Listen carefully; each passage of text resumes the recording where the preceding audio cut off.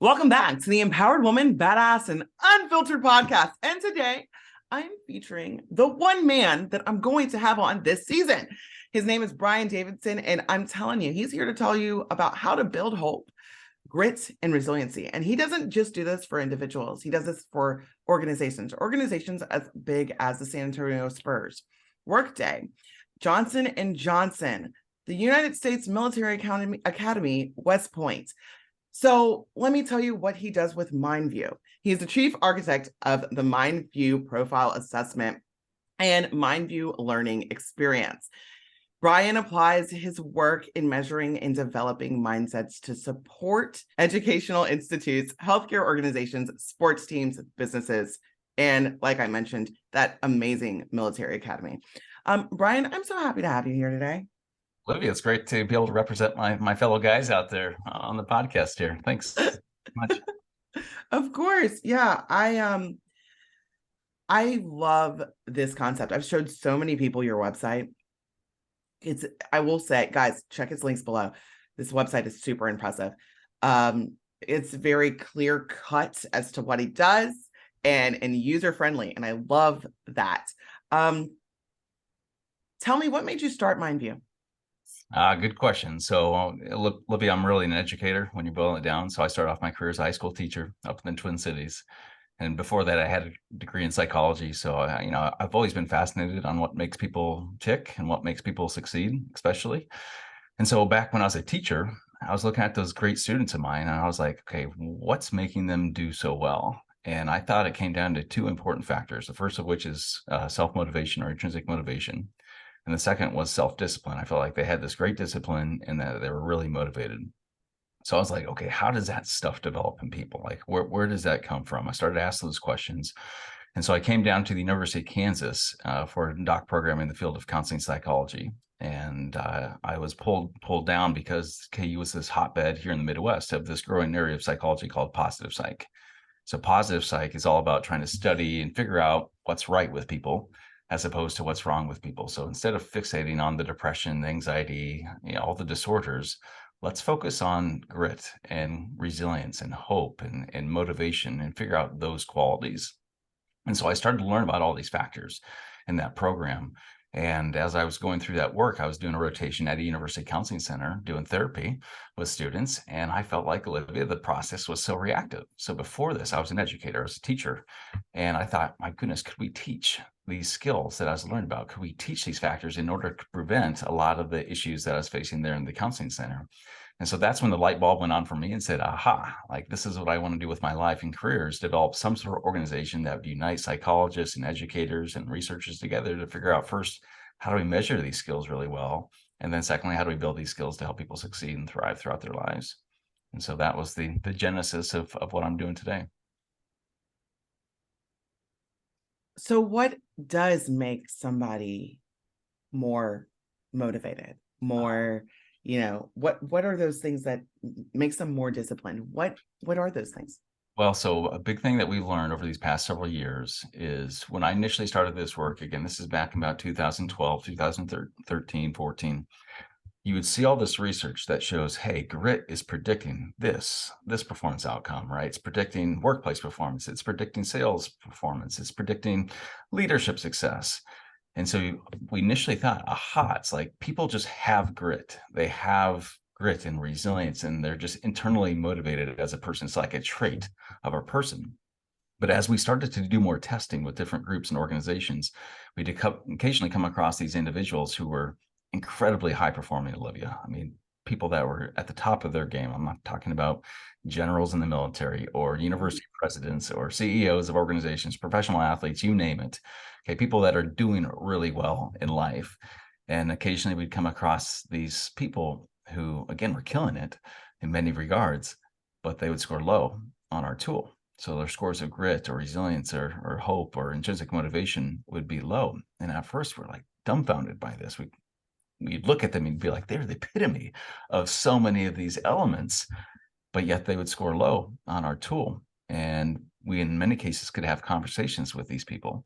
And Olivia, those conversations were so incredibly enlightening. We'd see these incredibly accomplished people who would tell us that they were just very miserable inside. that they have very little sense of passion for what they're doing. They're burned out in their work. They are counting down the days until they retire, going through a divorce, or something was going on in their life where, yes, on the outward side, they've accomplished all these great things, but internally, guess what? They weren't feeling motivated. They weren't feeling perseverant and gritty. They weren't feeling resilient. So a big thing of what we've learned, what we're capturing with our tool, is it's not so much about, do you just have it or not? Do you have the traits? But instead, what we are capturing is, are you feeling it? Are you feeling motivated? Are you feeling gritty? Are you feeling resilient right now? So it's much more of a snapshot of time and a glimpse and awareness into your own mindset, as opposed to like a depiction of who you are as a person, or even how other people might describe you. It's been incredibly fascinating to discover this, something that I didn't anticipate, because we thought in those early stages, boy, if you could just identify the person who has it, who has the motivation, who has the grit, who has the resilience, and then build a team of those people, well, bam, that's going to be your high performing team. Well, we found out it's a lot more complex than that, and that there's so many different factors that can shape and influence these particular mindset skills. Everything, Olivia, everything going on in a person's life can shape and influence these factors. The COVID-19 pandemic that we've all gone through, right? Personal circumstances, your life. I know before we started to record, you're telling me about, having a child yourself, a big, massive change in your life, like having a new child, definitely can shape and influence many of these factors. Changing roles, changing positions, changing jobs and careers, all of that can make an impact in all of these skills. So something that we've also learned is that these factors don't exist in a vacuum in our own mind. Okay. There's this beautiful dance that exists between our mindset and all of our thoughts that are going on between our ears, and then everything else that's happening out there in our external environment. And so it's just constant back and forth. And so we've really learned over these past several years just how many factors can shape and influence our mindset, but our mindset can then also then go on and impact our external environment. So it's this beautiful dance that's going on back and forth, back and forth. I believe that everybody goes through seasons. We don't just have life as it is. We go through these different seasons, and some seasons, what got us to where we're going. So I'm going to just go with a sports athlete. Let's say that sports athlete, and this is just my theory. You're the professional that does all the research on this stuff, but this is just a theory. So, but I think a lot of people, what motivates them is running away from a situation rather than running to. And with those people that are, not everybody, but some people that are running away from something, running away from fear, running away from poverty, running away from abuse, running away from scarcity, when they finally have the things that they think they wanted, they might find out that that's not what they wanted.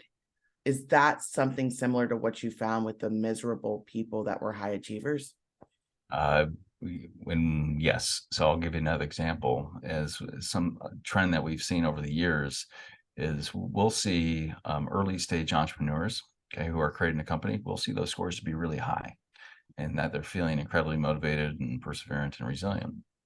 But then we've also assessed late stage entrepreneurs or entrepreneurs who have really sold their companies. So they've made, in many cases, millions and millions of dollars, okay, selling these companies. And then once that happens, there's a shift in their identity of, okay, now who am I from here? In many cases, a lot of these entrepreneurs will say, okay, well, I've devoted all this time and energy to my business. Now I want to come back and work and try to be a better spouse or a better, father and mother or whatever particular role. In many cases, they're not received well into those roles because of the past years that they've done. And so that sense of identity can shift. And so we'll often see scores for later stage people, the people who have accomplished it and done remarkable work, that there's this feeling of emptiness that they have inside. I remember years back talking with an entrepreneur. He sold a company for, I believe, 1.3 or 1.4 billion dollars altogether. And he told me, he said, Brian, everyone thinks that now I've made multiple hundreds of millions of dollars, that now I'm happy. And he said, what really made me happy was the process, was going through all this. It was the journey. And he said, I look back on it all, and it's when I was just starting. all this, that's when I was really thriving and happy. And so that's something that I think we have to learn about. Motivation is it's much more about the pursuit of what we are doing. I used to be a high school social studies teacher at Olivia, and I would teach my students back in my civics class about the inalienable rights in the Declaration of Independence, which are life, liberty, and the pursuit of happiness. And I tell the students, I say, what it doesn't say, however, is life, liberty, and happiness. Okay, but instead, it's the pursuit of happiness. It's the pursuit of those things that really makes us happy. It's the pursuit that really drives us and gives us fulfillment. It's not so much once we attain that particular goal that we're all of a sudden now happy, but it's that process. If we can be pursuing something that we find really meaningful to us, if we can pursue something that gives us a greater sense of purpose, that we feel like we are belonging to something that's bigger than ourselves, that's when people tend to be more fulfilled in their life. And so I think that's an important piece just for your listeners out here to recognize, never lose sight of that pursuit. Okay. And no doubt about it, it's tough. Life is tough, and there's ups and downs in the journey. But when we're all said and done with it all, we're going to look back and say, I really was pursuing something of meaning and of great passion to me in my life that gave me that sense of purpose. And when you can do that, boy, it's a pretty rewarding feeling. Who would you say are the most happy, successful people? Mm. I think people that are pursuing something beyond just the almighty dollar, that really are making some sort of wider impact out there in life and society. So I think serving other people, those are the people that I find in all my work who really have that deep fulfillment, that are making some tremendous impact out there in the world. I know one of the great organizations that I've worked with over the years is a group over in New Delhi, India, called Freedom Employability Academy. This is an amazing organization that is working to equip students over in New Delhi, so in all these impoverished areas, with first developing better English speaking skills, but then secondly to develop these particular mindset skills, so that way they can help bootstrap themselves out of poverty. And the creator of this, his name is Deepak Chopra. Amazing individual who was an entrepreneur, has done incredibly well. There's also another Deepak Chopra that's a very well-known mindfulness. Yeah, he is. This was like you. Deepak Chopra, both are Okay. amazing in their own right, but Deepak is just doing amazing work, and he's been very successful as an entrepreneur. But now he's working to serve even a bigger purpose in his life, and that is trying to eradicate poverty where he grew up. So he developed his company here in the United States, and now is trying to go back home and really work to eradicate poverty. So he provides a free education to about 35,000 students every single year across New Delhi and down in Agra, like where the Taj Mahal is at, and some other areas, and then working to expand across to India. Just amazing organization. And Deepak is a great example of somebody that I see as serving such a greater purpose, with the life that he's leading, somebody that I look up to in so many different ways, as again, somebody making such a great impact out there. Thank you for sharing that. I think it's important. I think purpose is extremely important. Knowing and having something that's bigger than you. It's a commonality that I've seen from just speaking to so many different successful people. Yeah, sure, some people can say like, oh yeah, I'm happy, but I mean, happiness is fleeting. It's also like, it's so temporary, and it's a choice. What would you say really helps people perform at a higher level when they're against all odds? Well, I think that this is like where that resilience piece comes in. Okay. And so in our work with resilience, we really focus on 4 key elements. The first of which is adaptability. So this is having that mental flexibility. Olivia, the world tends not to stay the same, right? We constantly have to be willing to adapt and adjust. A second part of this, along with adaptability, is having a sense of hope. Okay. Hope is not about wishful thinking.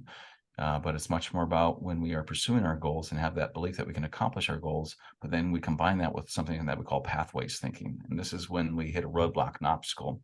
As we're pursuing those goals, do we feel like we can find pathways around that roadblock and obstacle?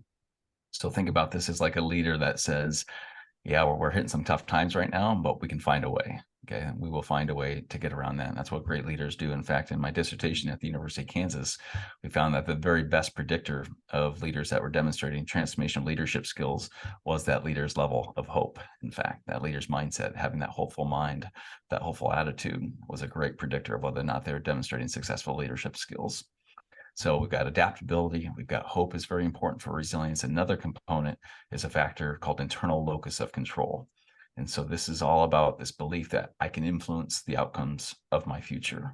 So thinking that my hard work, my decisions, my effort, having that mindset in place, that those factors actually make a difference in my life, as opposed to just thinking that I have to get lucky, things just have to go my way, luck, fate, happenstance, whatever it could be, that those are the drivers of what happens in our life. And that's what we call more of an external locus of control, with that person who thinks that they really can't do much to change what's going to happen in their future. But instead, we want to have that higher internal locus of control. So then the question is, how do we develop that? And I like to pull a lot from the work of Viktor Frankl, who wrote a great book called Man's Search for Meaning. And Viktor Frankl was the originator of the form of therapy called logotherapy. And he was a Holocaust survivor. He was in Auschwitz, he and his family, and had many family members that were killed in Auschwitz. And he would tell people in his experience that he'd watch what these Nazis were doing to all of the prisoners there in Auschwitz. And they would look around and say, well, there's nothing that we can do about our circumstances. There's nothing that we can do to control what's happening to us. And he said, those are the people, Olivia, who eventually gave up hope and they ultimately died. And he said the one thing that kept him going, kept him alive, was the fact that he told himself, yes, I can't control what these Nazis are doing to us, but I can control one and only one thing. And that is how I think about and respond to the circumstances that I'm in, that I'm in control of how I respond. And so that's the one and only one thing that we absolutely have control over. And that is our response to whatever circumstances or environments that we find ourselves in. And so that can tend to be more of an empowering feeling for us. When things feel like they're out of control or things feel astray, we have to kind of pause ourselves and stop and say, okay, yeah, I can't control everything out there, but I can control my response right now. And that's an important piece to remember. So we've got, again, adaptability, we've got hope, we've got that internal locus of control. And then the fourth piece is about hardiness. Okay, this is about an aspect that's looking at whether or not we feel like we can weather through the adversity that we're experiencing. And something that we know about hardiness, Olivia, is that people tend to be hardy and resilient when we have people in our lives around us. People are not resilient when they isolate and withdraw. So often when we face hardship in our lives, our natural response is to pull away from people, okay, to pull back.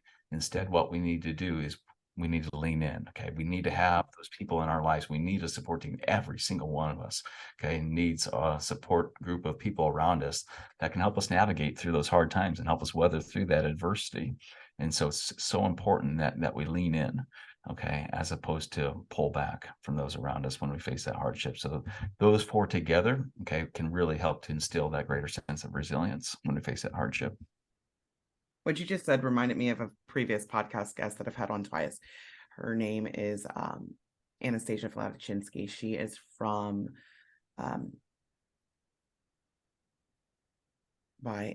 Ukraine. She's from Ukraine. Awesome.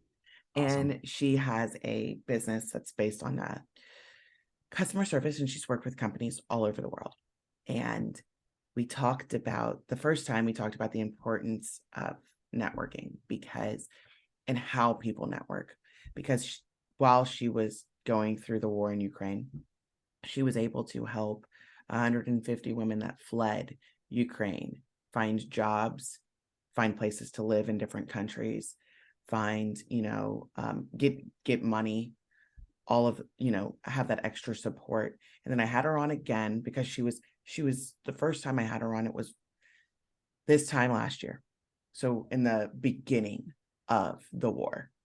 And her spirit was so high because she was active and she was doing things and she was helping people. And I warned her because I was like, I evacuated from a hurricane in 2018.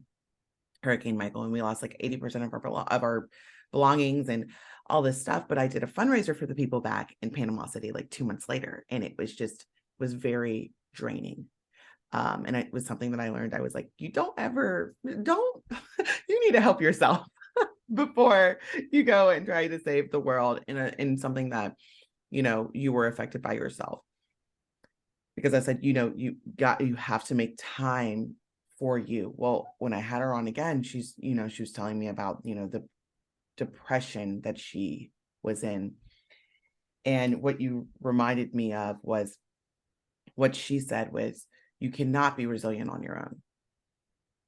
Resiliency requires that community piece, because that isolation will really drag you out. So I love that you also talked about that. Yeah, you can't do it alone, no matter who you are. Okay, no matter how much resilience you have. Listen, it takes people. You need people in your lives. Yeah, and I know COVID really isolated so many individuals, and it makes it harder when if you're isolated and you've just got this negative soundboard in your head and you don't have anybody else to counteract that soundboard. Well, so often, when we withdraw like that and we're not conversing with others, we start to ruminate in our mind, right? And we have the same thoughts start to go through, and then from there we start to ruminate, and then it turns into catastrophizing, where we think, oh, the worst thing's going to be happening, and we just think that everything's going to fall to shambles, and that's just a pretty negative thought cycle to be falling into. But it doesn't have to be like that, right? And so often, if we can talk to people around us, that can help stabilize some of those thoughts, or really prevent some of those thoughts. And just knowing that you've got somebody, okay, to help you navigate through the tough times, that you're not alone. I think that in itself is also very important.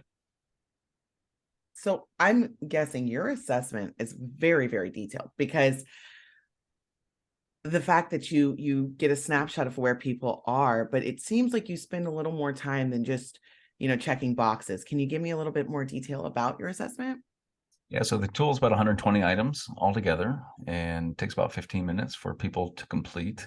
And it's going to provide, we assess 13 different particular mindset factors, and you're going to get a score on each one of those. So it's a normed reference assessment, which means that it basically takes your responses on all the items and then compares them up to everybody else in our global data set. We've assessed thousands and thousands of people from about over 24 different countries or so to date.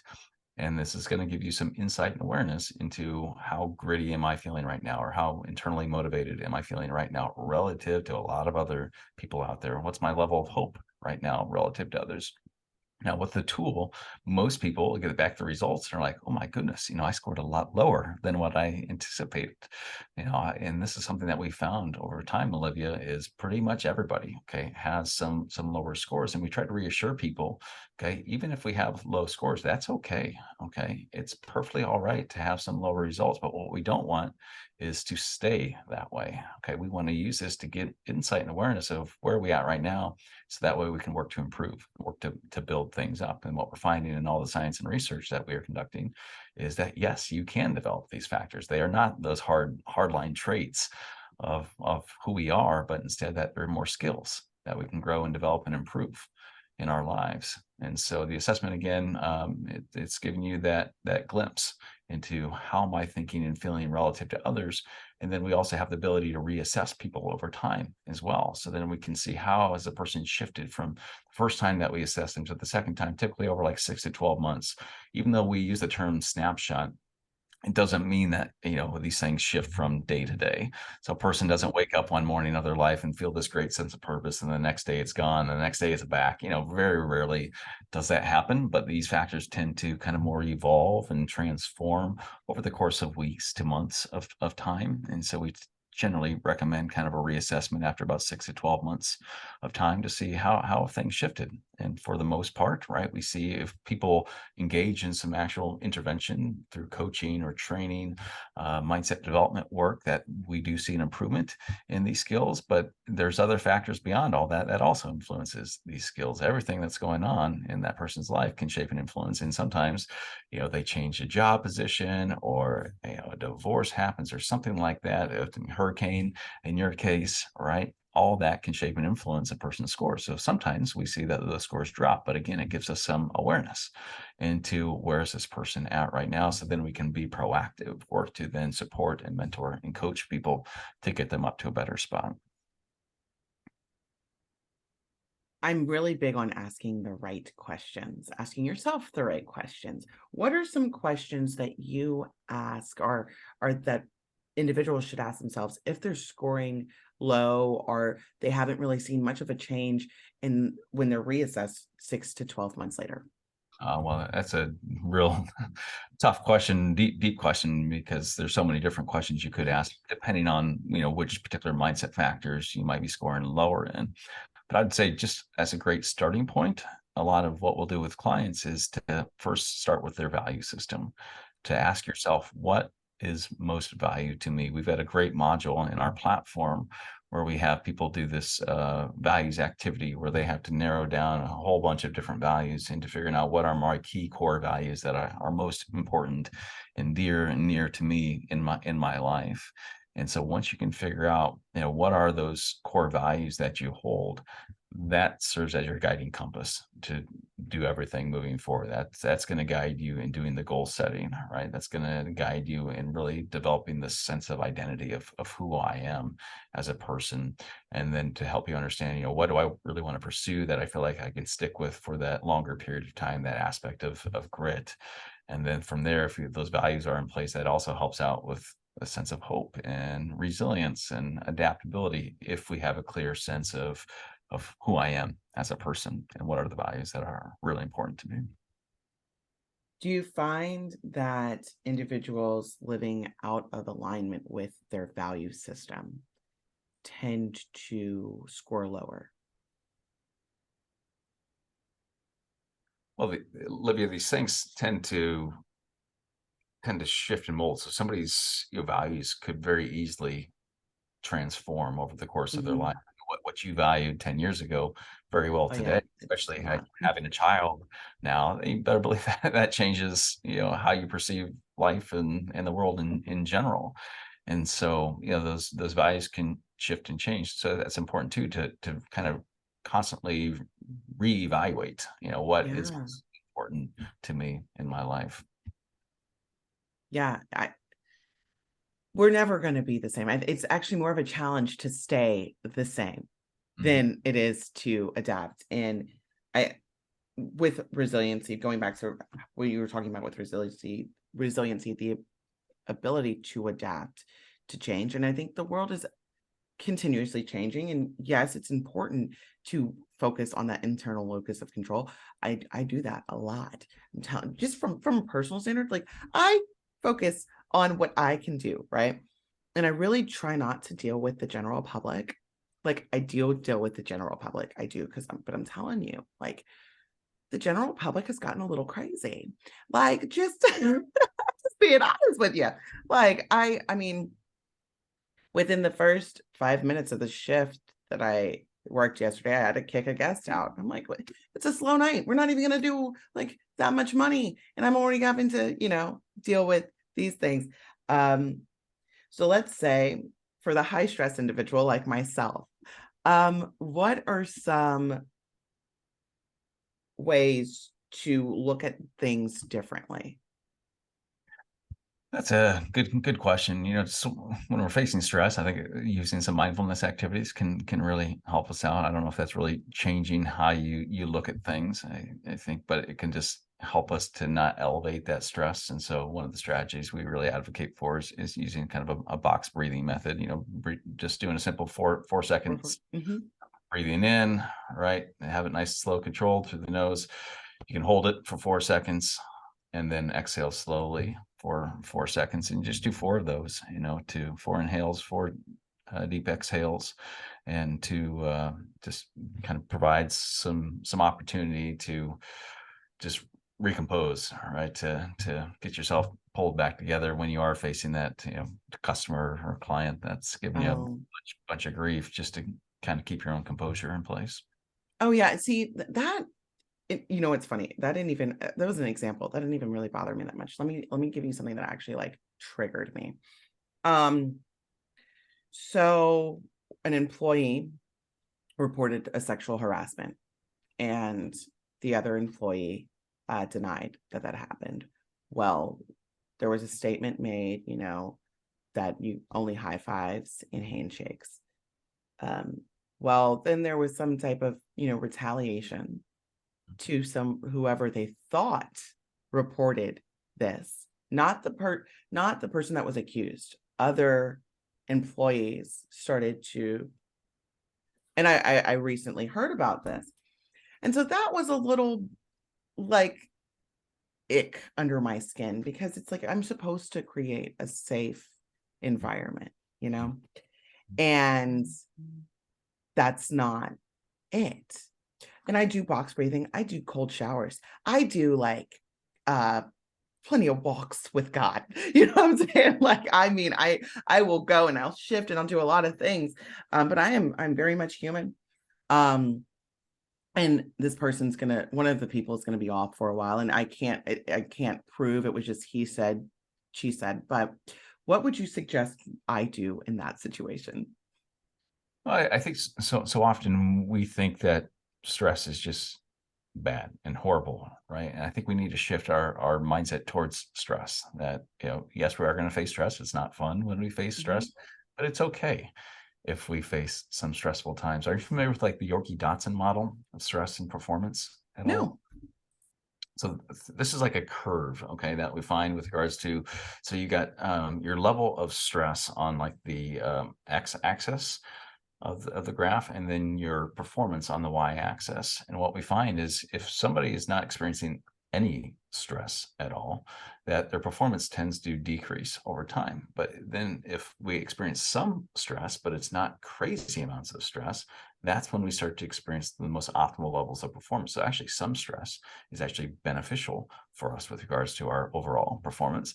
But then it starts to peak, right? It reaches the peak, and then it can come down. And if it comes down where we are experiencing way too much stress, our performance really decreases from there. So there's like this zone of optimal performance where we are experiencing some degree of stress, and that's actually very beneficial for us. And so I think keeping that in mind is, where am I at right now along my own kind of curve with regards to my stress and performance? How much is okay, or am I kind of going over the top of that curve and reaching to this point of, hey, I'm totally wiping out, I'm burnout, I can't take this much longer. In those cases, then we need to reevaluate. But some stress, okay, is actually quite beneficial. Thank you. Because this year I'm focusing on increasing my capacity level for stress.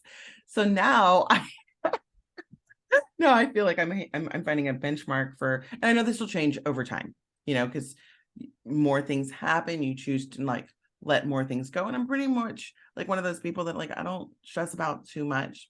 It's just the things that I do have to deal with can tend to be a little more stressful than I think the average Yeah. person. Very small things that just pile on top of each other. Um, but now I'm going to look more into that. What is my optimal level of stress and having that? I was talking to another manager last night, and we were talking about, he was saying, I think I'm crazy. He's like, if I don't have stress in my life, I'm just miserable. Mhm. I'm so bored. There's like nothing going on. And I was like, no, that's not my problem. but the fact that you brought that up, um, of having an optimal performance level for your stress, I think that's extremely important to to take into consideration. We have to look at all these different factors as working together, Olivia. That we have to look at our motivation as like one piece of our mindset puzzle. Another part is our discipline and perseverance and what it is that we're doing. And the third there is our aspect of resilience, kind of one of those four components that I hit on before. But there's a fourth piece that we never want to forget as well. And in our model, that's a sense of integrity. Okay, that we always want to feel like that we're operating with a strong moral compass, that we are being honest and trustworthy in what it is that we're doing, and then also working to do good in people's lives and avoiding doing any harm, because we definitely value and prize, high levels of motivation, and it's great to have grit and wonderful to be resilient. But if we don't have that integrity to go along with that, well, that starts to unravel in our lives in many cases. And that somebody can be incredibly motivated and perseverant and resilient, but if they don't have the integrity to go along with it, their life starts to unravel, starts to fall apart. And so we also want to work to reinforce, doing things the right way. And if all of my actions were made public, how would people respond? If the world became known of, the decisions that I'm engaging in. And so that can pause and help us understand maybe what's a better route to go with some of the decisions that we're making. That reminds me, sometimes I'm like, okay, let's pretend like I'm having somebody video me all day long, and then you start to think about the things that you're doing a little more. And but this was great. I'm so grateful for you, Brian, for sharing all of this. You have really made me look at my stress differently now, because not only is it something that I want to expand my level for, and I mean, the people listening, I know they've gotten so many benefits from you sharing this as well. Who can I connect you with? Oh, good question. Anybody that's passionate about developing the people around them. I think that's the important piece to this is our mission, Olivia, is trying to build hope and resilience and grit and motivation in truly millions of people across the world. This is what we want to accomplish. And so any individuals or groups that are passionate about helping elevate performance, that are working to proactively enhance mental wellness, those are our go-to people. Those are the people that are really interested in helping people become the best versions of themselves. Those are our people. Awesome. Well, Brian, thank you so much for being here today. Thank you so much for having me. Great to be here.